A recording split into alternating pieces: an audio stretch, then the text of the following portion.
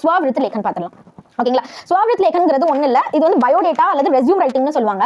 இதுல என்ன எழுதணும் அப்படின்னு பாத்தீங்கன்னா, ஃபர்ஸ்ட் வந்து நாம், பிதா का नाम, माता का नाम, जन्म तिथि, वर्तमान पता ना, करंट एड्रेस, मोबाइल नंबर போட்டுக்கணும், ईमेल, भाषाओं का ज्ञान लैंग्वेजेस नोन, அதுக்கப்புறம் ராஷ்டிரியதாங்கிறது நேஷனாலிட்டி, காரிய அனுபவம். ஜெனரலி பயோடேட்டா ரெஸ்யூம் எதுக்காக நம்ம வந்து எழுதுவோம் அப்படின்னா, ஒரு ஜாப்க்கு அப்ளை பண்றப்பதான். சோ உங்களோட பயோடேட்டா ரெஸ்யூம் எழுதி கொடுங்க அப்படின்னு சொல்லுவாங்க. வந்து शैक्षिक योग्यता அப்படிங்கிறது எஜுகேஷனல் குவாலிஃபிகேஷன். இதுக்கு ஒரு பாக்ஸ் கண்டிப்பா போட்டுக்கணும். பாக்ஸ் போட்டுட்டு கிரம சங்கியா, சீரியல் நம்பர், கக்ஷா அப்படிங்கிறது என்ன படிச்சீங்க, 10th 12th யூஜி பிஜி அப்படின்னு போடுவோம் இல்லையா? சோ அது அடுத்து வருஷம் எந்த இயர்ல படிச்சீங்க, எந்த போர்டு அல்லது எந்த யூனிவர்சிட்டியில படிச்சீங்க, நெக்ஸ்ட் வந்து விஷயம் என்ன சப்ஜெக்ட் எடுத்தீங்க அந்த கோர்ஸ் படிக்கிறப்ப, எவ்வளவு பிரதிஷத் அப்படிங்கிறது என்னது, பெர்சன்டேஜ், எவ்வளவு பெர்சன்டேஜ் மார்க். சோ இந்த பாக்ஸ் போட்டு முடிச்சுட்டு கீழே வந்து அந்நிய யோகியதை, அதர் கேப்பபிலிட்டிஸ் அப்படிங்கிறது நீங்க உங்களுக்கு வேற என்னன்னு தெரியும், அதர் சர்டிஃபிகேஷன்ஸ் கூட சொல்லுவோம்.